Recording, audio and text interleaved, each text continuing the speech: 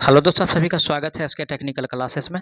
तो चलिए दोस्तों, आज बात करने वाला है इलेक्ट्रोकेमिकल सेल एंड बैटरी के सभी एमसीक्यू को देखेंगे जो सभी एग्जाम में पूछा जाता है। ठीक है, तो आप लोग कोई भी टेक्निकल गवर्नमेंट एग्जाम का तैयारी कर रहे हैं तो आप लोगों के लिए वीडियो बहुत हेल्पफुल होने वाला है। चाहे आप लोग यूपीपीसीएल टी2 का तैयारी कर रहे हैं, चाहे बीआरसी का तैयारी कर रहे हैं, चाहे एनपीसीएल का तैयारी कर रहे हैं, तो आप लोगों के लिए वीडियो बहुत हेल्पफुल होने वाला है।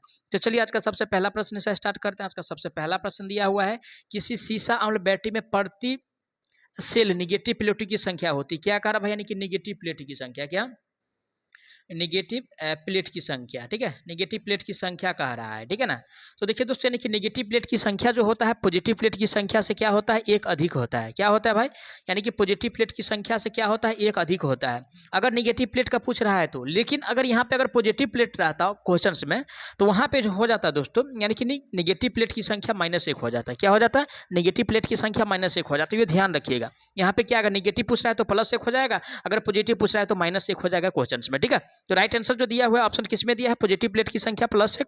तो ऑप्शन ए में जो दिया हुआ है पॉजिटिव प्लेटों की संख्या +2 दिया हुआ, जो कि सरासर गलत दिया हुआ है। ठीक है, बी में कह रहा है यानी कि पॉजिटिव प्लेटों की संख्या +3, 3 भी नहीं होता है। ये जो होता है पॉजिटिव प्लेट की संख्या +1 होता है, जो कि सी में दिया है। राइट आंसर की बात किया जाए तो ऑप्शन इसका सी सही होने वाला है। क्या सही हो जाएगा, सी सही हो जाएगा। अब चलिए आगे बढ़ते हैं नेक्स्ट क्वेश्चन पे। आज का अगला प्रश्न दिया हुआ है, क्वेश्चन में कह रहा है बैटरी का ट्रिकल चार्जिंग डैश के द्वारा आवेशित होती है। ठीक है, क्या कह रहा है भाई, यानी कि ट्रिकल चार्जिंग, ट्रिकल चार्जिंग कह रहा है। ठीक है, चार्जिंग कह रहा है। और ट्रिकल चार्जिंग किसके द्वारा आवेशित होता है दोस्तों, तो देखिए ट्रिकल चार्जिंग जो आवेशित होता है बहुत कम करंट, ठीक है ना, यानी कि बहुत कम करंट के द्वारा, बहुत कम करंट के द्वारा। ठीक है, बहुत कम करंट के द्वारा यानी कि वो स्टार्ट होता है, यानी कि आवेशित होता है। ऑप्शन किस में दिया है, ऑप्शन ए में जो कह रहा है यानी कि अधिभार करंट द्वारा, तो अधिभार करंट के द्वारा नहीं होता है, न निम्न भार करंट के द्वारा होता है। ये जो होता है बहुत कम करंट के द्वारा होता है, जो कि ऑप्शन सी में दिया हुआ है। किस में दिया हुआ है, ऑप्शन सी में दिया है। राइट आंसर की बात किया जाए तो ऑप्शन इसका सी सही हो जाएगा। आगे बढ़ते हैं नेक्स्ट क्वेश्चन पे। आज का अगला प्रश्न दिया हुआ है, क्वेश्चन में कह रहा सीसा अम्ल वाली किसी बैटरी में इलेक्ट्रोलाइट डैश होता है। किसमें कह रहा भाई, यानी कि सीसा एसिड में, है ना।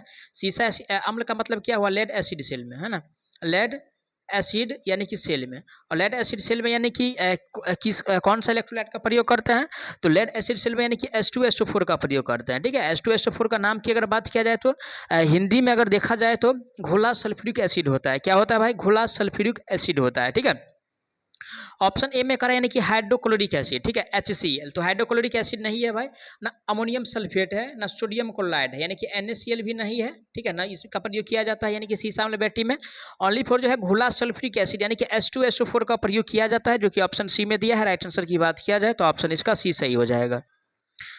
अगला प्रश्न पे चलेंगे। आज का अगला प्रश्न दिया हुआ है, क्वेश्चन में कह रहे हैं कि एक पूर्णतः आवेशित सीसा बैटरी का विशिष्ट गुरुत्व क्या है। किसका कह रहा भाई, यानी कि लेड एसिड सेल का। सीसा एसिड का मतलब क्या हुआ, लेड एसिड सेल का कह रहा है। ठीक है, और लेड एसिड यानी कि सेल का जो अगर पूर्णतः आवेशित होता है तो उसका गुरुत्व की अगर बात किया जाए तो 1250 से लेकर के यानी कि 1280 के बीच होता है। कितना होता है, 1250 से 1280 के बीच होता है।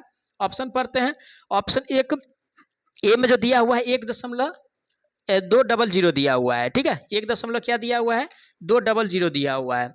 जबकि बी में जो दिया हुआ है दोस्तों 1.10 दिया हुआ है। ठीक है, सी में दिया हुआ है 1.280। ठीक है, तो राइट आंसर जो होगा इसका सी सही हो जाए, क्योंकि सी में जो दिया हुआ है 1.28 दिया हुआ है, पॉइंट में दिया हुआ है। ठीक है, कहीं कहीं अगर 1.25 भी रहेगा तो इसको मारना है, क्योंकि 250 से लेकर के जो होता है दोस्तों 280 के बीच होता है। तो सी में दिया हुआ है 200 यानी कि 1280। राइट आंसर जो होगा ऑप्शन सी सही हो जाएगा। ठीक है ना, आप लोग कहिए कि आप 1280 कह रहे हैं लेकिन 1.28 दिया हुआ है। ठीक है, आप समझने का प्रयास कीजिए। ठीक है, अब चलिए अगला प्रश्न पे चलते हैं। आज का अगला प्रश्न दिया हुआ है, क्वेश्चन में कह रहा सीसा एसिड बैटरी में निम्न में से किस इलेक्ट्रोलाइट का प्रयोग किया जाता है। देखिए फिर से क्वेश्चन है, लेकिन यानी कि रिपीटेड क्वेश्चन नहीं है। ठीक है ना, ये जो शिफ्ट 2 में पूछा हुआ है और वो जो क्वेश्चन पूछा था शिफ्ट 1 में पूछा था। ठीक है, तो आप समझ सकते हैं कुछ क्वेश्चन जो है रिपीट होता है शिफ्ट 1 और शिफ्ट 2 में। ठीक है, और देखिए दोस्तों कि लेड एसिड सेल में, किसमें, लेड एसिड सेल में। और लेड एसिड सेल में दोस्तों जो इलेक्ट्रोलाइट का प्रयोग करते हैं यानी कि H2SO4 का प्रयोग करते हैं। ठीक है ना, यानी कि डाइल्यूट सल्फ्यूरिक एसिड का प्रयोग करते हैं। ठीक है, अमोनियम क्लोराइड का प्रयोग नहीं करते हैं। ठीक है, NaCl का प्रयोग नहीं करते हैं, ना हाइड्रोक्लोरिक एसिड का प्रयोग करते हैं। ओनली फॉर जो है यानी कि सल्फ्यूरिक एसिड का प्रयोग करते हैं, जो कि ऑप्शन यानी कि डी में दिया है। किस में दिया है भाई, डी में दिया है। राइट आंसर जो होगा इसका डी सही हो जाएगा। चलिए आगे बढ़ते हैं, नेक्स्ट क्वेश्चन पे क्या कह रहा है उस पर बात करते हैं। नेक्स्ट क्वेश्चन से दिया हुआ है, जब एक सीसा अम्ल बैटरी को उच्च करंट से आवेशित और निरावेशित किया जाता है तो क्या घटित होगा। किससे कह रहा है भाई, यानी कि उच्च करंट से कह रहा है, ठीक है, उच्च करंट से कह रहा है। तो उच्च करंट से अगर निरावेशित करेंगे फिर भी और आवेशित करेंगे फिर भी, यानी कि जल्दी डिस्चार्ज करना और यानी कि जल्दी चार्ज करना, तो उसमें यानी कि बैटरी में कुछ दोष उत्पन्न होता है, ठीक है। और उस दोष का नाम जो दोस्तों यानी कि बकलिंग होता है, ठीक है। क्या होता है, बकलिंग होता है। और बकलिंग में क्या होता है, यानी कि प्लेट जो होता है दोस्तों, यानी कि बकलिंग में प्लेट जो होता है वो मुड़ जाता है। क्या होता है भाई, प्लेट जो है यानी कि मुड़ जाता है, ठीक है ना। ऑप्शन ए में कह रहे हैं कि सल्फेशन, तो सल्फेशन इसमें देखने को नहीं मिलता है, ना अवसादन भी देखने को मिलता है, ना क्षरण देखने को मिलता है। ओनली फॉर बकलिंग होता है, उच्च करंट से चार्ज करेंगे फिर भी, या बहुत कम समय में उसको डिस्चार्ज करेंगे फिर भी, यानी कि उपयोग करेंगे फिर भी। तो ये इसमें यानी कि बकलिंग देखा गया है। तो राइट आंसर जो होगा डी सही हो जाए, क्योंकि डी में दिया हुआ है बकलिंग। चलिए आगे बढ़ते हैं नेक्स्ट क्वेश्चन पे। आज का अगला प्रश्न दिया है क्वेश्चन में, कह रहा है यदि 1.5 वोल्ट के 6 सेल श्रृंखला में जुड़े हुए हैं लेकिन एक सेल विपरीत दिशा में जुड़ा हुआ है तो फिर कुल वोल्टेज क्या होगा। ठीक है, कितना कह रहा है, यानी कि 1.5 वोल्ट के 6 सेल श्रृंखला में जुड़ा हुआ है, ठीक है भाई। तो 6 डेढ़े कितना हो गया, 9 हो गया। कितना हो गया भाई, 6 डेढ़े यानी कि 9 हो गया है, ठीक है। अब क्या कह रहा है, एक कह रहा है यानी कि विपरीत में जुड़ा हुआ है, ठीक है। किसमें कह रहा है भाई, विपरीत में जुड़ा हुआ है, ठीक है। तो देखिए सबसे पहले यानी कि 5 सेल को सीरीज में कनेक्ट कीजिए, ठीक है। अगर 5 सेल को अगर सीरीज में कनेक्ट करते हैं तो कितना हो जाएगा, 5 और 2 यानी कि 7.5 हो जाएगा। फिर उसमें से यानी कि एक सेल को समानांतर में जोड़ा जाता है तो उसमें से 1.5 माइनस कर दीजिए। अगर माइनस करते हैं तो 0 और 7 में से 1 जाएगा तो 6, यानी कि 6.0 बच रहा है, ठीक है। ऑप्शन किस में दिया है, 6.0 वोल्ट। ऑप्शन ए में जो कह रहा है 9 वोल्ट का आ रहा है, जो कि सरासर गलत है, ठीक है ना। यहाँ 7.5 वोल्ट होगा, 6 वोल्ट होगा, जो कि ऑप्शन सी में दिया हुआ है। किस में दिया है भाई, सी में दिया है। राइट आंसर की बात किया जाए तो ऑप्शन इसका सी सही हो जाएगा, ठीक है। अगला प्रश्न पे चलते हैं। आज का अगला प्रश्न दिया हुआ है क्वेश्चन में, कह रहा है कि सीसा एसिड बैटरी में इलेक्ट्रोलाइट स्तर बनाए रखने के लिए डैश पानी का उपयोग किया जाता है। किसमें भाई, यानी कि लेड एसिड सेल में, है ना, लेड एसिड सेल में। लेड एसिड सेल में यानी कि इलेक्ट्रोलाइट का स्तर बनाए रखने के लिए हम किसका प्रयोग करते हैं भाई। तो देखिए दोस्तों, यानी कि लेड एसिड सेल में इलेक्ट्रोलाइट का स्तर बनाए रखने के लिए, ठीक है, इसमें दोस्तों यानी कि डिस्टिल्ड वाटर का प्रयोग करते हैं। किसका, डिस्टिल वाटर का प्रयोग किया जाता है, ठीक है। डिस्टिल यानी कि वाटर होता है जो बैटरी में दिया जाता है, तो उसका प्रयोग करते हैं। ऑप्शन ए में कर आरओ का, तो आरओ का प्रयोग नहीं करते हैं, ना स्थानीय का प्रयोग किया जाता है, ना ठंडे का प्रयोग करते हैं, ठीक है। ओनली फॉर जो है डिस्टिल का प्रयोग करते हैं, जो कि ऑप्शन डी में दिया है डिस्टिल। राइट आंसर की बात किया जाए तो डी सही हो जाएगा। अब चलिए आगे बढ़ते हैं नेक्स्ट क्वेश्चन पे। आज का अगला प्रश्न दिया हुआ है क्वेश्चन में, कह रहा है फैराडे की इलेक्ट्रोलिसिस के पहले नियम के अनुसार द्रव्यमान एम डैश के बराबर होता है, ठीक है। यानी कि एम बराबर जो फॉर्मूला होता है जेड आई टी होता है। क्या होता है भाई, जेड आई टी होता है, वो भी फैराडे के पहले नियम के अनुसार। ऑप्शन पढ़ते हैं, ऑप्शन ए ही में दिया हुआ है एम बराबर जेड आई टी, जो कि राइट आंसर यानी कि इसका ए सही हो जाए, क्योंकि जो फॉर्मूला होता है फैराडे के पहले नियम या भी इलेक्ट्रोलाइसिस का, एम बराबर जेड आई टी होता है, ठीक है। बी में जो कह रहा है दोस्तों यानी कि जेड एफ टी होता है, जो कि ये होता नहीं, इसका फॉर्मूला ना जेड एस टी होता है ना जेड ए टी होता है, ठीक है। अब चलिए आगे बढ़ते हैं। नेक्स्ट क्वेश्चन आज का दिया हुआ है क्वेश्चन में, कह रहा है निम्न में से किस सेल का कार्यकाल सबसे लंबा होता है, ठीक है, यानी कि सबसे लंबा। जो ऑप्शन दिया हुआ है, ठीक है ना, ऑप्शन जो दिया हुआ है उसमें से चूज करना है कि सबसे लंबा जो होता है किसका जीवन काल होता है, ठीक है। तो सिल्वर ऑक्साइड सेल का, तो सिल्वर ऑक्साइड सेल यानी कि 1.5 वोल्ट देता है, इसका जीवन काल कम है भाई। लिथियम सेल जो है यानी कि 2.3 या 2.5, ठीक है, यानी कि 2.5 और 3 वोल्ट के बीच ये जो वोल्टेज देता है। ड्राई सेल भी 1.5 वोल्ट देता है, ठीक है। मरकरी सेल भी 1.4 या 1.5 के आसपास देता है। लेकिन लिथियम सेल जो है यानी कि अकॉर्डिंग टू ऑप्शन के हिसाब से देखा जाए तो सबसे ज़्यादा जो है वोल्टेज देता है, यानी कि इसका जीवन काल जो है सबसे ज़्यादा है, ठीक है ना। तो राइट आंसर जो होगा इसका बी सही हो जाए, क्योंकि बी में जो दिया हुआ है लिथियम सेल दिया हुआ है। आगे बढ़ते हैं नेक्स्ट क्वेश्चन पे। आज का अगला प्रश्न दिया हुआ है क्वेश्चन में, कह रहा है कि निम्न में से कौन सा विकल्प एक रिचार्जेबल सेल है। यानी कि रिचार्जेबल का मतलब क्या हुआ, जिसे यानी कि पुनः दोबारा उसको चार्ज कर सकते हैं, ठीक है। रिचार्जेबल, ठीक है, रिचार्जेबल, ठीक है। रिचार्जेबल का मतलब समझिए क्वेश्चंस बन जाएगा, ठीक है।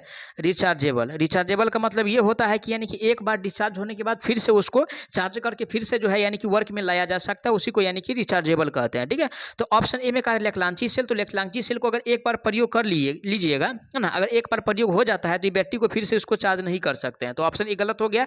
बी में कह रहा है जिंक क्लोरीन सेल, ठीक है, इसको भी एक बार प्रयोग करने से, ठीक है, एक बार अगर प्रयोग करते हैं तो दोबारा इसको प्रयोग नहीं कर सकते, क्योंकि वो डिस्चार्ज नहीं होगा।